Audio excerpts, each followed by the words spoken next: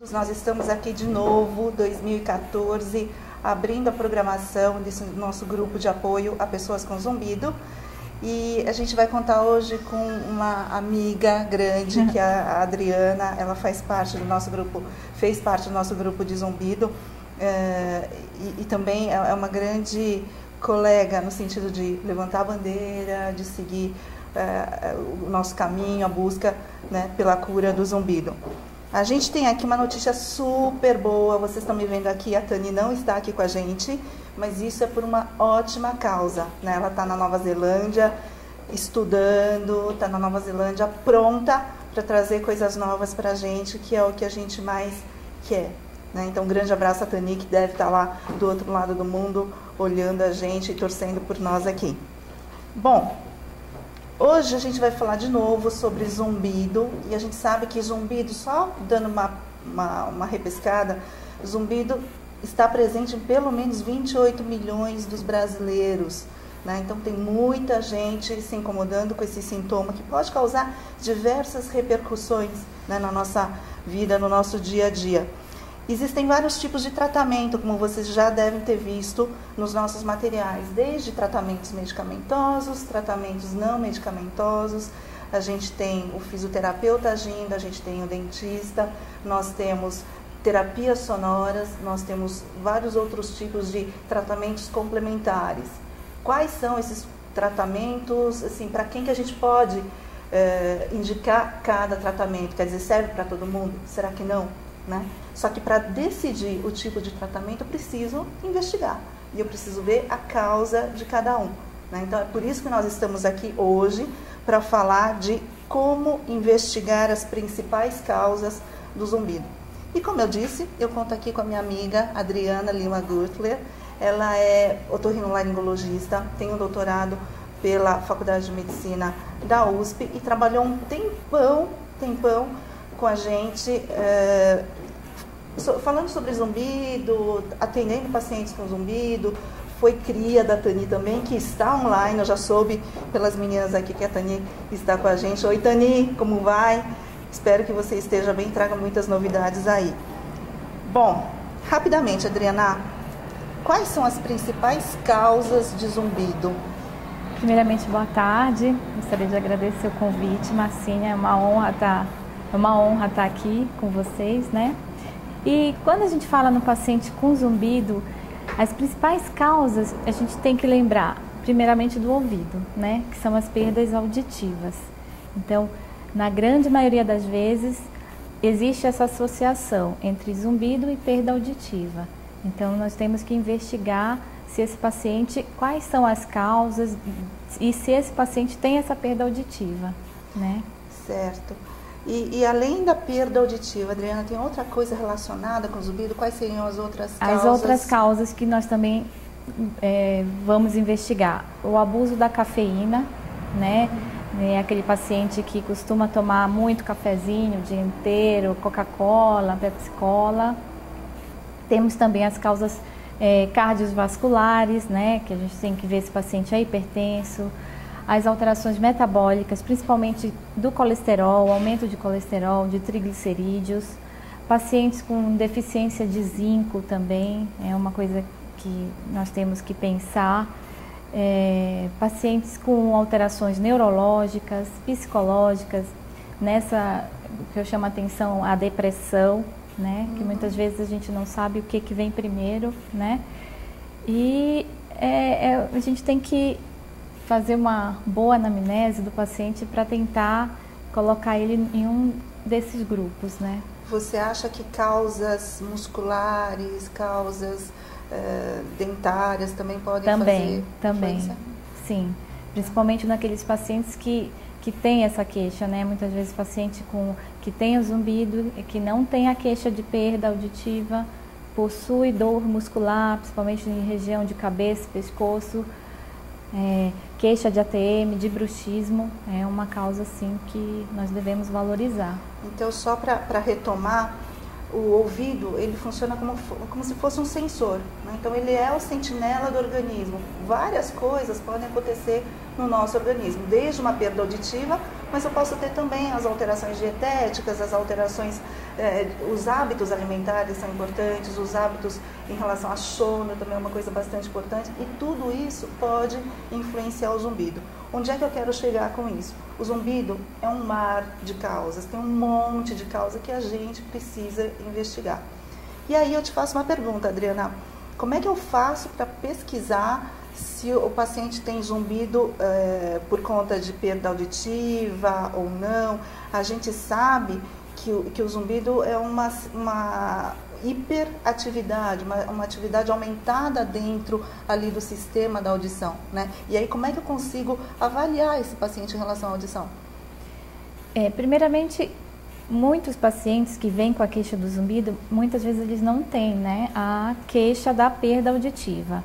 E, primeiramente, um exame de audiometria, né? Nós pedimos o exame completo, audiometria tonal, vocal, impedânciometria, para investigar se esse paciente tem alguma alteração na audição. E muitas vezes a gente encontra uma alteração nessa audiometria e às vezes o paciente nem queixa dessa perda, mas para a gente é importante, nós valorizamos, porque nós sabemos que a perda auditiva ela vai promover uma alteração nessa via auditiva, fazendo com que haja essa hiperexcitabilidade, né, que é interpretada como som pelo nosso sistema nervoso. Não, perfeito. O paciente, ele fala assim de vez em quando, mas doutora, o meu problema não é a audição, eu escuto bem, o meu problema é o zumbido. E eu tenho que fazer exame de audiometria? Várias vezes a gente escuta isso mesmo. Porque, mas por que eu vou fazer o exame da audição se a minha queixa é só o zumbido, né? Mas tem toda a relação e é uma coisa que a gente precisa investigar. A gente tem algumas coisas em mente em relação à perda auditiva. Nós temos não só o zumbido e a perda auditiva, mas nós temos também um item que a gente precisa investigar, que é a hipersensibilidade, né? Que é uma coisa bastante frequente. Isso, muito frequente mesmo. Mais ou menos em torno de 30% dos pacientes com zumbido tem a queixa de hipersensibilidade. Fala um pouquinho sobre isso. Como é que é a hipersensibilidade, Adriana? É aquele paciente que ele fala que ele se incomoda aos sons, né? E nós devemos perguntar que tipo de som ele se incomoda, porque pode ser qualquer tipo de som, desde um som baixo, que pra gente é mais importante, que é aquele som que não incomoda ninguém, mas incomoda esse paciente. Então, é o estalar de uma caneta, é bater a mão, é aquele paciente que, nossa, esse som não aguento. Até como sons específicos, né, que a gente chama de misofonia, aquele paciente que não suporta ouvir o cachorro do vizinho latindo, né? Então, pelo que eu entendi, não é que o paciente escuta bem, eu escuto demais, eu escuto bem. De repente, ele tem uma hipersensibilidade, Ele tem uma hipersensibilidade. Né? Legal, ok. Em relação às outras coisas, tipo dieta, hábitos de vida, como é que a gente pode chegar a uma conclusão? O que é que você costuma pedir? Tem exame para isso, não tem? Né, na anamnese, eu já costumo perguntar, né, se o paciente ele faz uso abusivo de cafeína. Costumo perguntar quantas xícaras, é o dia todo, é mais de 3 xicrinhas, é o dia inteiro, come fritura, não come, né? Muita Coca-Cola, faz jejum prolongado, que isso também é bem importante. O que é jejum prolongado? É ficar horas do dia sem comer nada. O paciente às vezes fala, eu nem tomo café, quando eu vejo já está na hora do almoço e aí eu vou e como alguma coisa. Então, isso faz a gente pensar na possibilidade de um zumbido de origem metabólica, né? E para isso a gente pode solicitar exames laboratoriais, né? A gente costuma chamar que é um kit, né? O kit do zumbido. Então, hemograma completo, glicose, colesterol total e as frações, o teste da tireoide, né? Que é o TSH, o T3, T4 livre, o zinco sérico. Né? Você estava dizendo de tireoide também, né? Uma pergunta bastante frequente. As pessoas que estão aí na internet devem conhecer, né, pessoas que tenham problemas de tireoide. Minha tireoide alterada também pode causar zumbido? Pode causar zumbido, sim. Na grande maioria das vezes, percebemos um hipotireoidismo, às vezes até subclínico, né? Aquela alteração pequena, mas que já pode justificar o surgimento do zumbido. Certo. Então, primeiro diagnostica para depois depois tratar. Tratar, ok. Então, uma doença, né, o endocrinologista está envolvido nisso, então são várias profissões, são vários médicos e profissionais de saúde envolvidos nas causas do zumbido. Por isso que é super importante a gente tentar diferenciar um a um. Cada um vai ter seu tratamento, cada um vai estar num subgrupo diferente, né? Então é isso que a gente quer colocar aqui. Que mais que você costuma pedir? A gente sempre tem que pensar que o zumbido ele é multifatorial, né? Por ter essas causas, né, várias causas, e essas causas podem estar associadas no mesmo paciente, a gente pede, além dos exames audiológicos, né, no exame de audição, todos esses exames de laboratório, inclusive reação sorológica de sífilis, magnésio. Isso também é comum, a gente às vezes vê alguma alteração para ver que subgrupo esse paciente vai se enquadrar, né? Certo. Em relação nós comentamos a respeito da musculatura, nós comentamos a respeito da ATM, como é que isso funciona no seu dia a dia? Quer dizer, todo mundo precisa visitar um dentista, todo mundo precisa visitar um fisioterapeuta, como é que a gente... Não, nesses casos, assim, nós dividimos, como já estávamos falando, que o zumbido, cada um tem o seu zumbido, né? A gente valoriza essa questão da ATM, da musculatura, principalmente naquele paciente que a queixa dele é zumbido, que a gente vê que a audição dele é normal, ou seja, o exame audiométrico normal, ele não tem queixa de perda, exames laboratoriais normais, mas na anamnese ele queixa de dor na região cervical, na região, né, do pescoço, dor na ATM, bruxismo, e muitas vezes ao exame, né, físico percebemos uma crepitação nessa ATM, dor, às vezes o paciente queixa dessa dor no ouvido do mesmo lado do zumbido, né? Então acho que nesses pacientes seria interessante uma avaliação de um outro profissional, um buco, né, especialista em ATM, da fisioterapeuta, porque pode ter esses pontos de gatilhos, né? Certo. E tem muitos pacientes que se favorecem com esse tipo de tratamento também. E é qualquer dor, quer dizer, eu tenho uma dorzinha, eu tive, sei lá, eu fiz uma musculação um pouquinho mais, né? Eu fui exagerada, fiz musculação, eu tive uma dorzinha. Será que isso pode me causar o zumbido? É uma coisa, ou tem que ser uma dor que é mais frequente, uma dor geralmente é uma dor aquela dor mais crônica, né? Mais constante, não é aquela dor aguda, é aquela dor que que acompanha o paciente já há um bom tempo, né? Então, pelo que eu entendi, a gente precisa ter uma história muito bem feita. A história clínica, escolher. A história clínica é fundamental no paciente com zumbido, né? Para poder digamos, trilhar o caminho que a gente vai seguir para aquele paciente, né? Para indicar um tratamento adequado. Cada paciente tem o seu tratamento. Perfeito.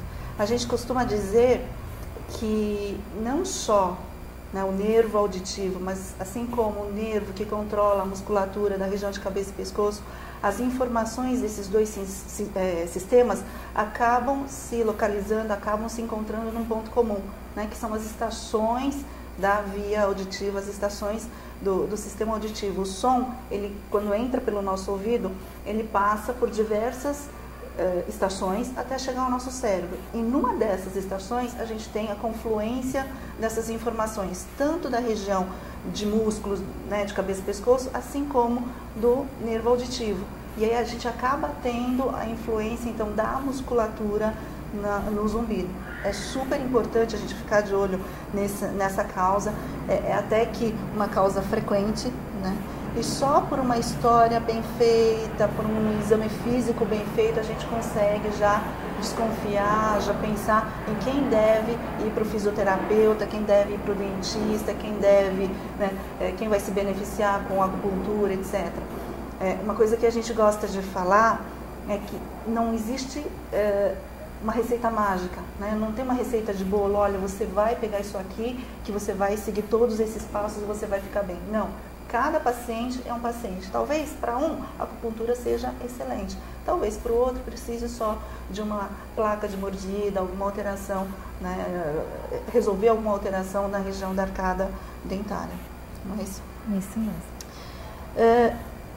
Além desses exames todos, Adriana, você costuma pedir chapas para os pacientes? Precisa de tomografia, ressonância, algum exame mais específico? Como é que funciona isso?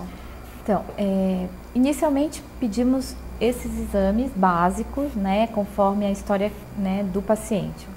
Se é um paciente que tem um zumbido unilateral e até mesmo uma audiometria normal, um exame da audição normal, eu costumo solicitar sim exame de imagem, né, uma tomografia dos ossos temporais, né, para estudar a anatomia, né, do ouvido, ver se existe alguma alteração da parte do nervo auditivo, e também os exames de eletrofisiologia, né, como o BERA, que é o potencial auditivo do tronco cerebral, emissões otoacústicas. Algumas vezes eu também solicito, né, para tentar encontrar, né, algo mais que possa estar dando origem àquele zumbido, né? Tá.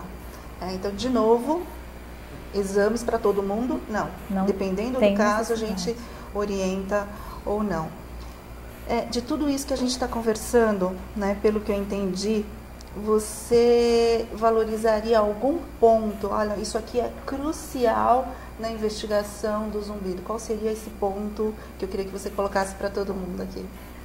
Crucial, assim, primeiramente é uma audiometria, né? Que, assim, 96% dos pacientes a gente vai encontrar alguma coisa na audiometria. E aquela pequena porcentagem, né, que vai em torno de 6 a 10% dos casos vão ser o zumbido com audição normal, né? Que aí eu valorizaria os exames de laboratório, né? Legal. E a gente estava dizendo que o mais importante também, além de tudo, é uma boa anamnese, é uma super boa história. Sim. Né? E quais são os pontos importantes que você precisa checar em relação ao zumbido? Voltando um pouquinho. Na anamnese, é importantíssimo a gente saber a característica do zumbido. Se o zumbido é um chiado, um apito, uma panela de pressão, isso faz a gente pensar naquele zumbido de origem no sistema auditivo, né? Se o zumbido é um zumbido que pulsa, que é rítmico com o coração, se o paciente anda um pouco mais acelerado, o zumbido aumenta, esse já é um outro tipo de zumbido, é um zumbido pulsátil, né? Que a gente valoriza mais os exames de imagem, como uma ressonância magnética, uma angiorressonância, para investigar as origens de origem vascular. O que é mais comum dentre os dois? É o do sistema auditivo. Né? Então, disparado, é o do sistema auditivo. Chiado, apito, grilo, panela de pressão, barulho do mar, concha do mar. Esses daí são os mais frequentes. Certo. Se alguém aí na internet quiser colocar pra gente o tipo de zumbido que tem, né? É uma coisa que vai nos elucidar, vai nos ajudar a ver a gama de quantidade de zumbido que existem por aí. Né? De sopro de ar vazando, né? Então existem vários tipos mesmo. E isso até é importante, porque às vezes até os colegas médicos perguntam: e aí, o que você está usando para o zumbido? Qual o medicamento? Então não é bem assim, né? A gente precisa saber que tipo de zumbido aquele paciente tem para poder ver o melhor tratamento, e às vezes não só com medicação, mas também com a dieta, né? Se for aquele paciente que tem intolerância à glicose, fazer uma dieta do carboidrato, né? Comer de 3 em 3 horas, e aí já vão ser outras orientações, né? Tá. O que é comer demais carboidrato, Adriana? Porque assim, né? Todo mundo é chegadinho a um docinho, uma hora ou outra, e aí o que a gente pode, o que não pode, o que é que faz com que você pense, olha, eu tenho que pedir um exame relacionado a isso? O que me chama a atenção é aquele paciente que fica muito tempo sem comer e ele tem aquela vontade absurda de comer doce. Então, depois do almoço eu preciso daquele docinho, depois do jantar eu preciso daquele docinho. É aquela paciente que ele sente falta do doce, né? Então, se você vai perguntar da dieta no dia a dia, o doce faz parte. E é importante você perguntar se tem história de diabetes na família. Na grande maioria do paciente ele tem história de diabetes, então ele já pode estar com uma intolerância à glicose aí nesses casos, né? Você me fez, falando dos antecedentes familiares, você me fez lembrar de uma pergunta que é muito comum. Os pacientes falam assim: doutora, eu acho que é hereditário, porque a minha mãe também tem zumbido. É muito comum. Não, o zumbido não é hereditário. O que pode ser hereditário é a perda auditiva, né? Então é importante também perguntar se esse paciente se ele tem perda auditiva e se existe alguém na família que tem perda auditiva, porque às vezes a gente encontra a mãe, irmã, os tios, então é uma família que já tem uma perda auditiva e às vezes vai ver, é uma otospongiose, né, que é uma doença do ouvido que dá uma perdinha auditiva ali condutiva, que pode surgir o zumbido também.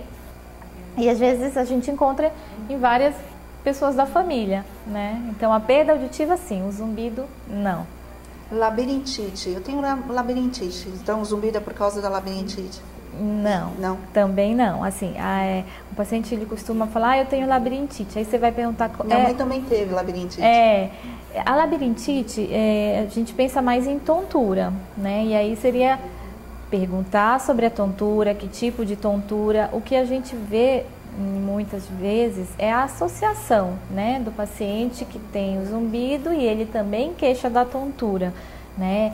E às vezes, em alguns casos, nós temos pacientes com doença de Meniere, que é uma doença também do ouvido, que provoca perda auditiva e tontura, né? Então vem essa associação junta, perda auditiva, tontura, sensação de ouvido tampado. Então essa tríade faz pensar, né, nessa doença de Meniere, ou síndrome de Meniere, que a gente investiga também com o exame de audiometria. Na audiometria a gente vê a alteração. Tem que fazer exame de labirintite para quem tem zumbido? Não necessariamente, Adriana, não. Eu não costumo pedir o exame o otoneurológico, né, o exame da labirintite para todo mundo, né? Eu primeiro vejo se esse paciente tem uma tontura, se essa tontura ela é significativa, né? Se me faz pensar que seja alguma, né, síndrome aí associada, como por exemplo o Meniere, né? Que aí o exame otoneurológico, o exame da tontura vai me fornecer resultados, né? Que contribuam a esse paciente tem doença de Meniere, aí sim, mas não em geral, não tem necessidade. A doença de Meniere é uma das doenças onde a gente tem o zumbido e a tontura. E o zumbido, ele caminha com a tontura, né? Eu queria que você até colocasse um pouco disso. Caminha com a tontura. De piorar o zumbido. Piorar o zumbido. Geralmente quando o paciente ele vai ter a crise, porque ele tem as crises da tontura, o zumbido piora, é um paciente que tem náusea e às vezes chega a cair. Então é um quadro né, mais importante, assim. Continuando naquilo que a gente estava falando em relação à dieta, você comentou alguma coisa sobre magnésio, sobre zinco. Eu queria que você tentasse me colocar por que é que eu tenho que ter esses exames, né? Se eu estou falando de zumbido, né? Será que isso influencia, não influencia? Por que é que o zinco, magnésio, cobre, a gente precisa... Na fisiologia, lá das células ciliadas, né, essas substâncias elas contribuem muito para o trabalho das células auditivas. Então, muitas vezes uma alteração no exame de sangue que mostrem isso, vale a pena repor, né, essas substâncias. Mas aí você está dizendo que se eu tenho zumbido, eu posso tomar um complemento com zinco? Não todo mundo, né? Nesses casos específicos. Geralmente, assim, a gente vê uma associação no idoso, né, no paciente idoso, aquele paciente que ele já tem a presbiacusia, ou seja, aquela perda auditiva pela idade. Nesses pacientes a gente vê muito a baixa do zinco, né, no exame de laboratório. Então, nesses pacientes vale a pena repor o zinco, medicamentos com zinco, né? Tá. Ou formulado, né, para farmácia de manipulação, ou usar os que tem. E quem tem, hoje a gente tem uma população que fez a cirurgia do estômago. Esses pacientes, eles são candidatos a algum tipo de tratamento, algum tipo de investigação? Você acha que a absorção desses minerais estão alterados? Estão alterados. Nesses pacientes a gente também vê, né? Esse é outro grupo de pacientes também que faz a gente pensar bastante nessa alteração de zinco, magnésio, cobre, e que vale a pena também. E aí você valoriza. E valorizo e vale a pena tratar. Bom, colesterol aumentado. Eu sempre tive colesterol aumentado na minha vida inteira. E aí eu comecei a ter um zumbido há 2 meses atrás. Eu valorizo o meu colesterol aumentado? Ou não? O que você acha? Como é que eu devo proceder em relação a isso? Pode ser que tenha piorado o colesterol, né? Certo. Às vezes o paciente, ele já tem aquele colesterol de base aumentado. Mas às vezes eu já tive casos de paciente que tinha, e quando a gente repetiu, porque mas eu sempre tive colesterol aumentado, meu zumbido está pior, pediu o exame do colesterol e veio o dobro, né? Então tem que valorizar sim. Eu já tive casos. Só para resumir aqui, quem tiver alterações N, né? Eu tenho diabetes, eu tenho alteração de tireoide, eu tenho alteração no colesterol, estou tomando um monte de remédio e aparentemente está estabilizado, mas apareceu um zumbido diferente, é interessante sim fazer o exame. Eu digo isso porque de vez em quando nós recebemos pacientes que eles dizem assim: doutora, mas isso já está tudo controlado, o cardiologista já viu, está tudo super controlado. Não, mesmo assim, não se assustem, né? Nós pedimos os exames, porque é isso que a Adriana colocou aqui. De repente mudou alguma coisinha, que é a gota d'água, né? A Tani gosta muito de usar esse exemplo, né? Então vem um copinho, vem enchendo cada vez mais, e de repente aparece uma gotinha a mais que faz o balde desmoronar, que faz o balde derramar, né? E essa gotinha pode ser esse plus, né? Essa coisa a mais que a gente tem de alteração mais recente, tá? Então fica essa dica também. Ansiedade. Como é que eu faço com a minha ansiedade, com depressão? Tem a ver com zumbido? Não tem? Ou é o zumbido que me deixa assim? É o zumbido, quer dizer, o ovo a galinha? O que você acha? Na realidade não dá para saber direito quem vem primeiro, né? Se é o zumbido e a depressão o zumbido. Mas a gente sabe que nos pacientes com zumbido e que tem depressão, é uma coisa muito importante que precisa ser valorizada, né? Então, geralmente aquele paciente que você vê que os exames estão todos normais, a audiometria normal, laboratório normal, e é um paciente com quadro depressivo importante, além precisa tratar, né? E muitas vezes a gente precisa pedir ajuda de uma psicóloga, né? Colocar esse paciente em terapia, de psiquiatra também, que às vezes precisa usar medicamentos, mas associar medicamentos, então às vezes a gente precisa pedir ajuda nesses casos, né? Todos os pacientes precisam ser encaminhados para um psicoterapeuta, para uma avaliação psiquiátrica, de repente, não? Às vezes não, né? Vai depender muito do paciente, né? Tem aquele paciente que você vê que já está tratando, que é aquela, né? É um caso tranquilo. Mas tem pacientes que, assim, são pacientes mais graves, que você vê que estão com uma depressão mais profunda e começa a ter pensamentos ruins e às vezes começam a associar esses pensamentos ao zumbido e a gente sabe, né, que não é por aí. Aí nesses casos sim eu costumo encaminhar. Não precisam ser todos.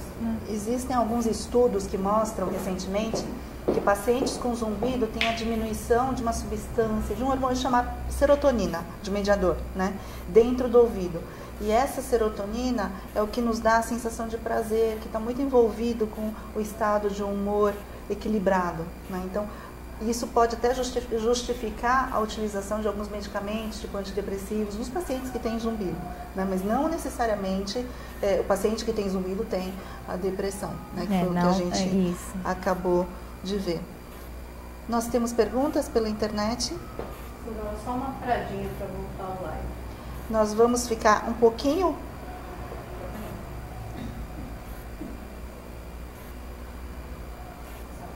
Tinha mais de 50 e caiu mesmo assim. Caiu? Quanto tempo a gente tem, Luzia? 15 minutos.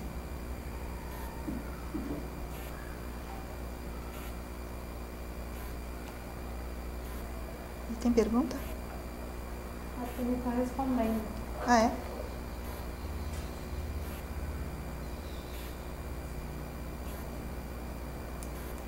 Aqui uma pergunta aqui da Beatriz Souza, falando sobre a cirurgia da estapedotomia.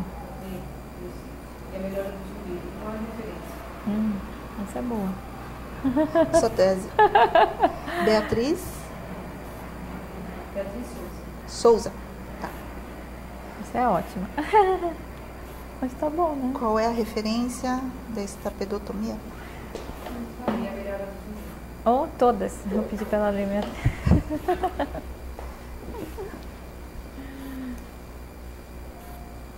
O Will Massa perguntou se terapias alternativas com quiropraxia, mesmo, podem ajudar no possível. Deixa eu anotar isso, não vou esquecer. Will Massa. Dá um papel pra mim, mas... Ah, não, tem aqui, ó, tem aqui.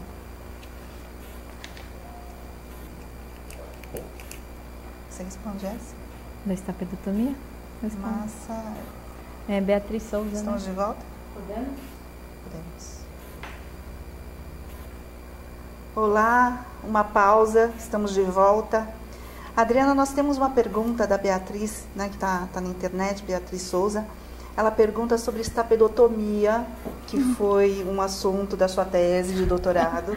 E ela pergunta sobre estapedotomia e zumbido e pede referências. Bom, O que você acha? Melhora, não melhora? Faz, não faz? Como é que funciona isso? com certeza a Beatriz melhora. Foi o tema da minha tese, né, de doutorado, como a Marcinha falou. E melhora, assim, o zumbido, por quê? Porque, como a gente falou, a principal causa do zumbido é a perda auditiva, que faz toda aquela alteração no sistema auditivo, provocando uma hipersensibilidade que culmina com o zumbido. E a gente melhorando essa perda, a gente vai quebrar mais ou menos esse feedback aí. Então, melhora da audição, melhora do zumbido. Ok. Então, quando bem indicado, nós já dissemos, né? Tratamentos para zumbido. Tem tratamentos medicamentosos, tratamentos não medicamentosos. Dentre esses, tem o tratamento cirúrgico para algumas doenças, não é para todos os zumbidos que a gente indica cirurgia, tá? Que isso fique bem claro. E quando a gente indica, se a indicação for boa em mãos experientes, a chance de você melhorar do zumbido é uma chance muito grande, porque se você restaurar a audição, né, é bem provável que você consiga restaurar esse curto-circuito, esse mau funcionamento que está acontecendo dentro do sistema auditivo. Tá bom, Beatriz? O Will Massa, que sempre está aqui com a gente, obrigada pela presença. Ele nos pergunta se tratamentos alternativos, eles costumam funcionar, não? Os tratamentos, acupuntura, tratamentos holísticos, biofeedback, enfim. Assim, eu acho que para o zumbido tudo é válido, né? Se o paciente se sente bem, se ele percebe que melhora o zumbido, por que não, né? Eu acho que é uma alternativa, sim. Melhora o zumbido ou melhora a ansiedade? Na realidade, provavelmente tem uma associação aí com ansiedade, depressão, e que a gente sabe que esses tipos de tratamento vão melhorar, né? E aí, de tabela, já melhora o zumbido, né? Ok. Mais alguma pergunta? Não, por enquanto não. Adriana, falando um pouquinho de doenças neurológicas e psicológicas, a gente vê com frequência pacientes falando assim: ai, doutor, eu tenho labirintite e tudo, eu acabei indo no neurologista, Eu acabei procurando o cardiologista, achei que fosse alguma coisa circulatória. Do seu ponto de vista, você acha que para quem está em casa assistindo a gente aqui, eu estou com zumbido, quem eu devo procurar primeiro, antes de mais nada, na sua opinião? Na minha opinião, é o otorrinolaringologista, né? Que é o médico que tem formação, né, para investigar o zumbido, e se ele achar que tem necessidade de pedir uma avaliação com as outras especialidades, né, pode, mas com certeza é o otorrino. Tá, né? Porque provavelmente é o otorrino quem vai dar as cartas, né? Olha, eu acho que você deve procurar o cardiologista, o seu caso tem mais relação com o neurologista, de repente você teve uma meningite antes, então vamos dar uma avaliada nisso. Sim, né? sim.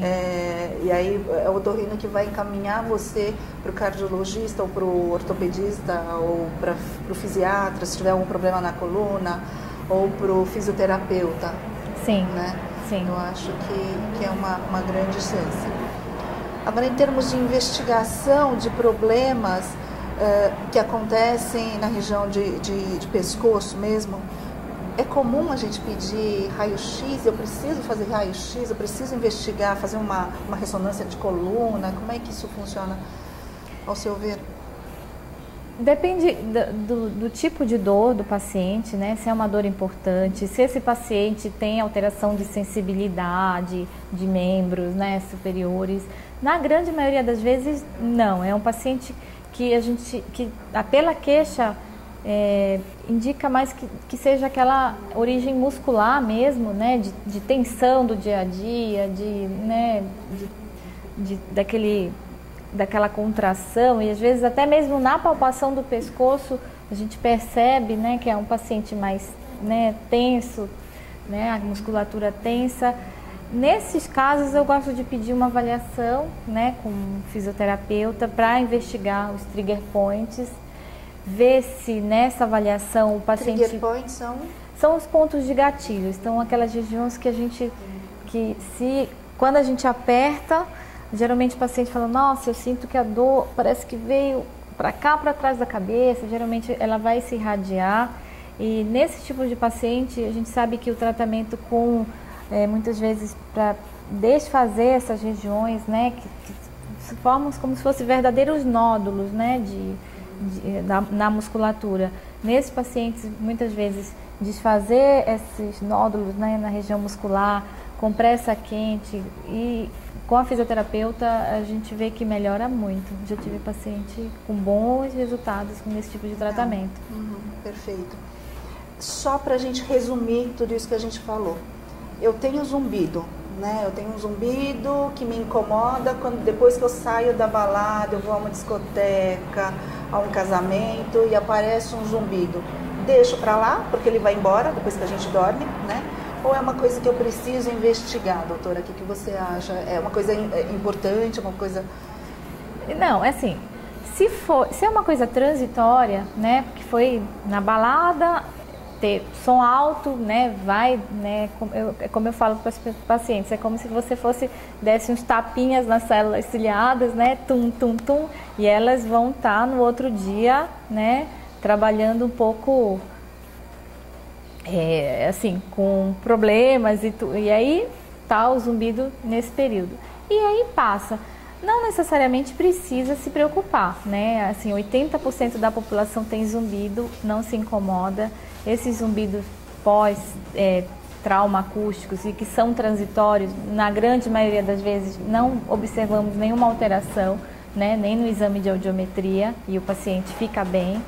Agora, se o paciente ele costuma se expor ao ruído, né, com frequência, ou por ir à balada e ficar próximo ao som, ou pelo uso de fone de ouvido, né, aí sim eu acho que a gente deve se preocupar com investigar esse zumbido. Uma coisa que é importante a gente colocar é que assim, zumbido é sinal de sobrecarga. Então, o que a Adriana estava falando, uns tapinhas na célula ciliada, de tapinha em tapinha, imagina que uma coisa pode ficar, né? Então, tendo esse sinal que existe lá uma sobrecarga, uma vez por ano, acho que vale a pena uma visita ao otorrino, fazer uma audiometria, tomar cuidado com a exposição a ruído, né? Então isso é super importante, inclusive na criançada, coisa que a gente tem visto cada vez mais. Então os pais que recebem os seus filhos em casa, depois de balada, depois de saída, e que eles referem, olha mãe, eu tô com zumbido, fica de olho, né? Fica de olho também na altura que ele está usando o fone de ouvido, na altura que ele está escutando as músicas, assistindo a televisão, porque isso pode ser alguma coisa, na verdade, um sinal de alerta, né? Talvez o seu ouvido, talvez o ouvido esteja realmente recebendo uns tapinhas a mais, coisa que a gente tem que ficar de olho mesmo. E geralmente não é logo, né? Às vezes que a gente vê muito com os jovens, o uso do fone de ouvido, ele é mais ou menos cumulativo. Ele vai, ele não queixa logo no primeiro, no segundo dia, né? Depois de algum tempo que essas células vão realmente sentir essas pancadinhas, né, de leve ao longo do tempo, aí muitas vezes a queixa vem posterior, né? E não existe uma regra, né, Adriana? Não. Eu me exponho 2, 3 vezes e eu fico bem. Na quarta é regra que você vai ficar mal, não é assim. Talvez na segunda vez você já fique com alguma lesão, né? Então isso é importante. Se tem um zumbido, não é para arrancar os cabelos, não é, né, para ficar uma noite sem dormir, não é isso. Mas vale a pena uma visita a um otorrino para dar uma checada. Checar, ver se está tudo bem, ver, né? O que está acontecendo. E às vezes até mesmo, Marcinha, naqueles pacientes que a gente chama que tem o zumbido idiopático, né? Que a gente investigou tudo, né? Não achou nada. É sempre interessante fazer uma audiometria anual, né? Para a gente acompanhar essa via auditiva aí, certo, né? Então você aí que esteve em casa, né, tá com zumbido, fez todos os exames, está tudo normal, ótimo. Vamos continuar bem, né? Mas para isso é interessante que vocês procurem uma vez por ano, pelo menos, otorrino para dar uma checada e ver como é que a coisa vai indo. Alguma coisa mais, Adriana, que você queira acrescentar? Não, tudo Não? bem.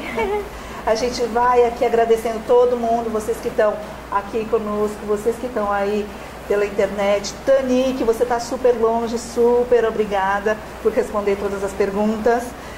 Eu deixo aqui um convite para o dia 2 de abril, nosso próximo encontro. A gente vai ter a companhia do Dr. Marcos Venturini, ele é um cirurgião dentista. A gente vai falar de bruxismo e zumbido. Então, conto com a presença de todos, estão todos super convidados. E hoje eu agradeço de novo a nossa equipe. Essa foi uma realização da APDIS, na Associação de Pesquisa Interdisciplinar e Divulgação do Zumbido, com o apoio do Instituto Gansanches e o apoio da Audibel. Obrigada, gente. 160 acessos, ótima notícia. Começamos bem esse ano, vamos bater o recorde daqui a um mês. Obrigada, gente. Obrigada, beijo no coração. Marcinha, obrigada.